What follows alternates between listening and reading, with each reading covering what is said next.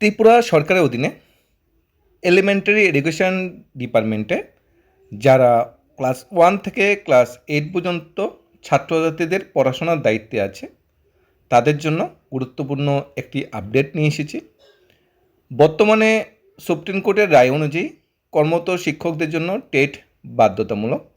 ত্রিপুরায় এরকম 10 থেকে 15,000 শিক্ষক আছে যারা এলিমেন্টারি এডুকেশন ডিপার্টমেন্টে চাকরি করছে, কিন্তু টেট পাস করে নয়, মৌখিক বা ওরাল ইন্টারভিউর মাধ্যমে চাকরি পেয়েছে। তবে ম্যাক্সিমাম শিক্ষকরাই কিন্তু 2010-এ শিক্ষার অধিকার চালু হওয়ার আগে চাকরি পেয়েছে। তাহলে সুপ্রিম কোর্ট থেকে যেহেতু অলরেডি টাইমলাইন দিয়ে দেওয়া হয়েছে যে 31 আগস্ট 2028-এর মধ্যে টেট পাস করতে হবে, সেখানে ত্রিপুরা সরকার বা ত্রিপুরা শিক্ষা দপ্তর কী চিন্তা ভাবনা করছে সেটা সবচেয়ে বড় বিষয়। বর্তমান সময়ে আমরা হিমাচল প্রদেশ এবং তামিলনাড়ুর একটি আপডেট নিয়ে এসেছি, তারপর ত্রিপুরা সরকার কী চিন্তা ভাবনা করছে এই বিষয়ে সেটা আমরা জানার চেষ্টা করব। হিমাচল প্রদেশ থেকে ডাইরেক্টর এডুকেশন ডিপার্টমেন্টকে চিঠি দেওয়া হয়েছে শিক্ষকদের জন্য, স্পেশালি শুধু শিক্ষকদের জন্য টেট পরীক্ষা অর্গানাইজ করা ইন সার্ভিস টিচারের জন্য।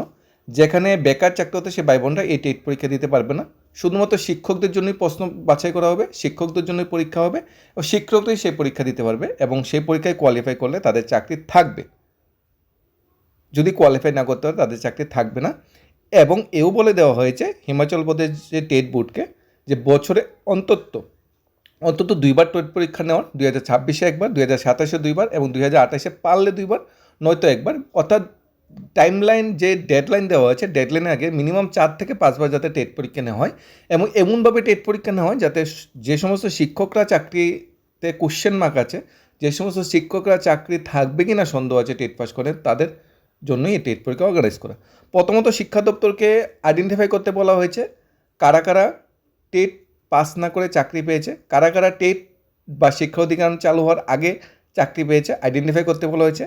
প্লাস কাদের চাকরি 5 বছর বা তার কম আছে এটাও আইডেন্টিফাই করতে বলেছে, কারণ 5 বছর বা তার কম চাকরি থাকলে টেট পরীক্ষা দিতে হবে না। সব কিছু মিলে সর্বশেষ যেটা আইডেন্টিফাই করতে হবে, টেট পাস না করে চাকরি পেয়েছে, শিক্ষার অধিকার চালু হওয়ার আগে চাকরি পেয়েছে, যখন টেটের কোনো মানে প্রয়োজন ছিল না তখন চাকরি পেয়েছে, এবং চাকরি আরও 5 বছর বেশি আছে, তাদের জন্য টেট পরীক্ষা অর্গানাইজ করা। এখানে রিভিউ পিটিশন 5334/2015 এটাও বলে দেওয়া হয়েছে। হাইকোর্ট সুপ্রিম কোর্টের রায়ের যে ব্যাখ্যাটা সেটাও এখানে দিয়ে দেওয়া হয়েছে। এক্সামিন করা হবে ইন সার্ভিস টিচারদের, এলিমেন্টারি এডুকেশন যারা চাকরি করছে। এলিমেন্টারি এডুকেশন বলতে ক্লাস 1 থেকে ক্লাস 8, টেট 1, টেট 2 যেটা প্রয়োজন চাকরির ক্ষেত্রে। এখানে কিন্তু সেকেন্ডারি এডুকেশন ডিপার্টমেন্টের কথা বলা হয়নি। লাস্ট টুয়াইস এভরিওয়ারে নেওয়ার কথা তারা প্রপোজাল রাখা হয়েছে। এই ম্যাটারটা আর্জেন্ট বেসিকে কার্যকর করার কথা বলা হয়েছে। এটা হিমাচল প্রদেশের কথা। তামিলনাড়ু কি বলেছে? হিমাচল প্রদেশ তো উদ্যোগ নিয়েছে টেট পরীক্ষা নেওয়ার। তামিলনাড়ু গভর্নমেন্ট কী করেছে, তামিলনাড়ু শিক্ষা দপ্তর কী করেছে, অলরেডি টিচার রিক্রুটমেন্ট বোর্ড থেকে, তামিলনাড়ু টিচার রিক্রুটমেন্ট বোর্ড থেকে টেটের নোটিফিকেশন দিয়ে দিয়েছে। কারাই টেট পরীক্ষা দিতে পারবে? তামিলনাড়ুর teacher eligibility test for working teacher 2026 notification. যারা চাকরি করছে, ওয়ার্কিং যারা টিচাররা আছে তারাই টেট পরীক্ষা দিতে পারবে। অলরেডি নোটিফিকেশন আজকে নয়, অনেক আগেই সুপ্রিম কোর্টের রায় বের হওয়ার পরই কিন্তু এই নোটিফিকেশন দিয়ে দেওয়া হয়েছে। ইভেন জুলাই মাসের 4 তারিখ টেট 1 পরীক্ষা হচ্ছে, জুলাই মাসের 5 তারিখ টেট 2 পরীক্ষা হচ্ছে। কারা দিতে পারবে টেট পরীক্ষা? যাদের চাকরির উপরে কোশ্চেন মার্ক আছে, যারা টেট চালু হওয়ার আগে বা টেট না পাস করে যারা চাকরি পেয়েছে। এখানে teacher eligibility test for working টিচারের কথা বলা হয়েছে। Government school, government aided school, যেমন ত্রিপুরা রামকৃষ্ণ বা আমাদের নেতাজি বলতে পারি বা রমেশ স্কুল বলতে পারি, এটি তো গভর্নমেন্ট এডেড স্কুল, বদ্দরি বলতে পারি। এই স্কুলের টিচারও কিন্তু টেট লাগবে। এই স্কুলের টিচার যদি ভাবে যে টেট লাগবে না, আমরা তো গভর্নমেন্টের ডাইরেক্ট গভর্নমেন্টের অধীনে নয়, এটা কিন্তু ভুল হবে। সরকার পরিচালিত, সরকারের তত্ত্বাবধানে পরিচালিত এই স্কুলগুলোর শিক্ষক কিন্তু টেট পাস করতে হবে।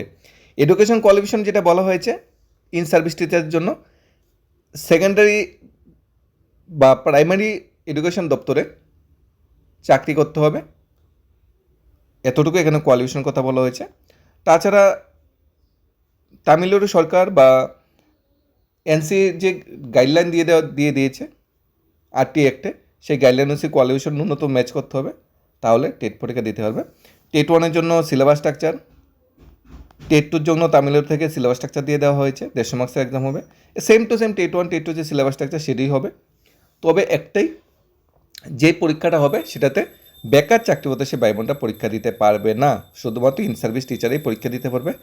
এতে কি হয়েছে, বেকার চাকরি প্রত্যাশী ভাই বোন আর শিক্ষকরা যদি একসাথে টেট পরীক্ষা দেয়, স্বাভাবিকভাবে নতুন প্রজন্মর যে চাকরি প্রত্যাশী ভাই বোনরা আছে তারা টেট বিষয়ে একটু এক্সপিরিয়েন্স বেশি, একটু কোয়ালিফিকেশন যেমনই হোক, টেটটা একটু তারা বেশি স্টাডি করে এবং আপ টু ডেট, নতুন নতুন জেনারেশনটা অনেকটা আপ টু ডেট। সেই জায়গায় শিক্ষকরা 50-55 বছর বয়সে টেট পরীক্ষা দিলে সেটা কি সম্ভব? একজন 25-30 বছরের উদ্যমী যুবকের যে ক্যাপাসিটিটা আছে পড়াশোনা করার, সেটাকে স্টাডি করে এগিয়ে নেওয়ার, সেটা কি একজন 50-52 বছর শিক্ষকরা কি সেইভাবে পারবে? পারবে না বলছি না, সেইভাবে পারাটা কি সম্ভব? নতুন করে পড়াশোনা করা, এখন শিক্ষকরা কি নিজে পড়াশোনা করবে না স্কুলে গিয়ে স্টুডেন্টদের পড়াবে?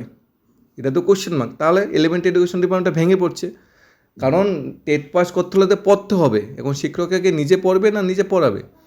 এখন ত্রিপুরা সরকার যদি চিন্তা ভাবনা করে যে শিক্ষকদের জন্য আলাদা করে টেট পরীক্ষা নেওয়ার, যেটা হিমাচল প্রদেশ বা তামিলনাড়ুর গভর্নমেন্ট চিন্তা ভাবনা করেছে, তাহলে খুবই ভালো। কোশ্চেনের কোয়ালিটি, কোশ্চেন সব কিছু ঠিকঠাক থাকলে ইন সার্ভিস টিচাররা দেবে, পাস করবে, চাকরি বেঁচে যাবে। এখন যদি বেকার চাকরি তো সে পাইব না, ইন সার্ভিস টিচার সবাই একসাথে টেট পরীক্ষা দেয়, তাহলে ইন সার্ভিস টিচাররা পাস করলে তো চাকরি তাদের থেকে যাবে, গুড নিউজ।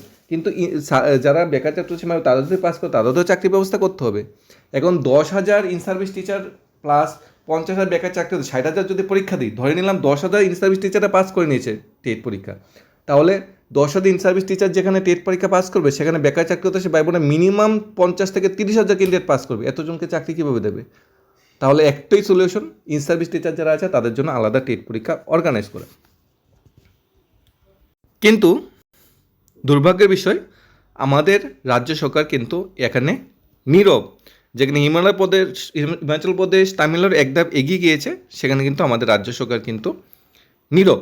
হিমাচল প্রদেশে কর্মরত শিক্ষকদের জন্য সুপ্রিম কোর্টের নির্দেশনার আলোকে বিশেষ শিক্ষক যোগ্যতা পরীক্ষা আয়োজনের সম্ভাব্য যাচাইয়ের জন্য রাজ্য সরকারের উদ্যোগ খবর সামনে আসে। ত্রিপুরার বিভিন্ন সোশ্যাল মিডিয়ার প্ল্যাটফর্মে সে খবরটা হাইলাইট হয়।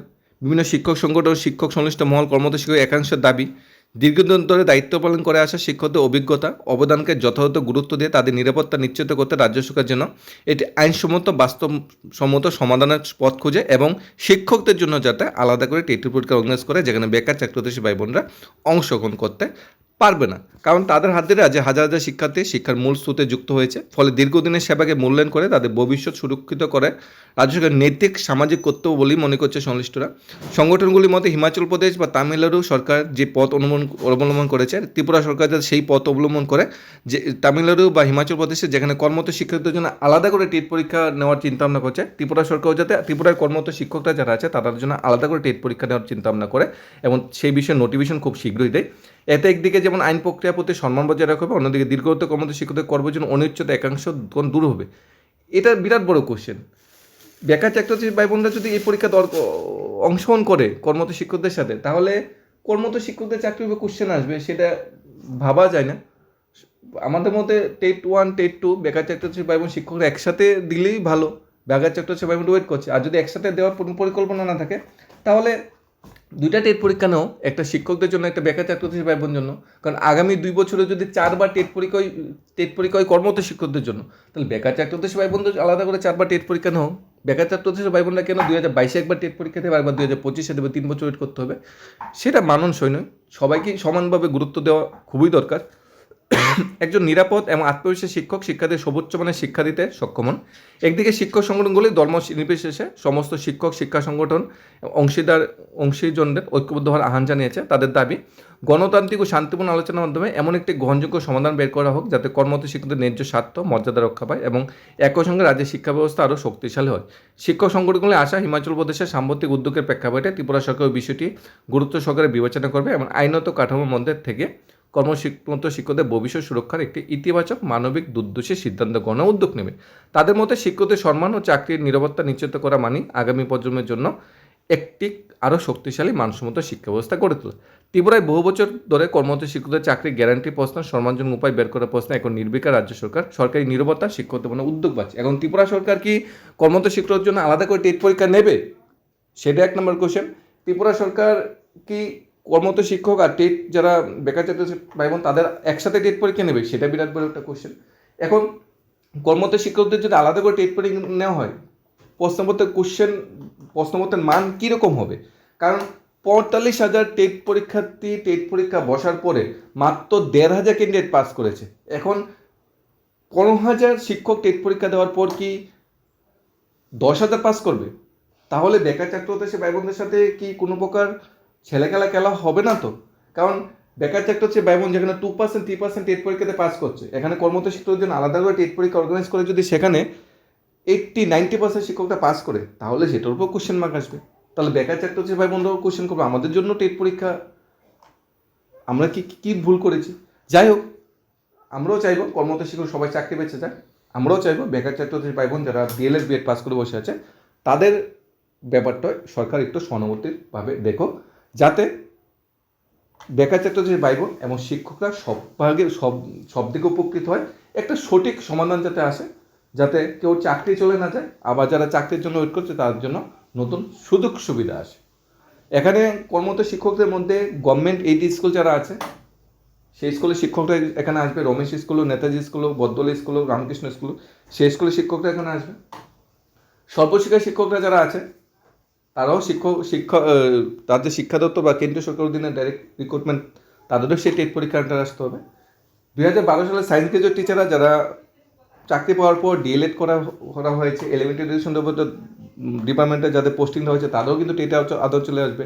কারণ 9, 10, 11, 12 টিচার চাকরি পেতে গেলে বিএড ম্যান্ডেটরি, যারা ডিএলএড করেছে তারাও এটা আন্ডারে চলে আসবে। সব কিছু মিলিয়ে সংখ্যাটা 10 থেকে 15,000 হবে। এর মধ্যে যারা চাকরি 5 বছর বা তার কম আছে তারা এর আন্ডারে আসবে না, কিন্তু যারা চাকরি 5 বছর বা তার কম আছে তারা কিন্তু ইন ফিউচার কোনো প্রমোশন বা অন্যান্য ফিনান্সিয়াল বেনিফিট কিন্তু পাবে না। চাকরির যতটুকু আছে ততটুকু পেয়ে যাবে। এবং কোনো বাই চান্স যদি কোনো শিক্ষক যদি টেট পাস না করতে পারে তো ভলান্টারি রিটায়ারমেন্টে যাবে। ভলান্টারি রিটায়ারমেন্টে গেলে কী হবে, এখানে পেনশনের ব্যবস্থাপনা করা হবে, গ্র্যাজুয়েটি লিভ স্যালারি দেওয়া হবে, আর যতটুকু চাকরি করে এতটুকু প্রভিডেন্ট ফান্ডের যে টাকা সুদ সময় সেটা দিয়ে দেওয়া হবে, জিআই টাকা যেটা চলছে সেটা দিয়ে দেওয়া হবে। অন্যান্য বেনিফিট কিন্তু আর দেওয়া হবে না, সেটা সর্বোপরি সিদ্ধান্ত। দেখা যাক রাজ্য সরকার কী চিন্তা ভাবনা করে। আমরাও চাই হিমাচল প্রদেশ বা তামিলনাড়ুর মতো রাজ্য সরকার একটু ভাবুক, একটু চিন্তা করুক, একটা সমিতির সঠিক সমাধানের পথ খুঁজুক, যাতে সমস্ত শিক্ষকরা এবং চাকরি ভাই বোনরা উপকৃত হয়। ধন্যবাদ।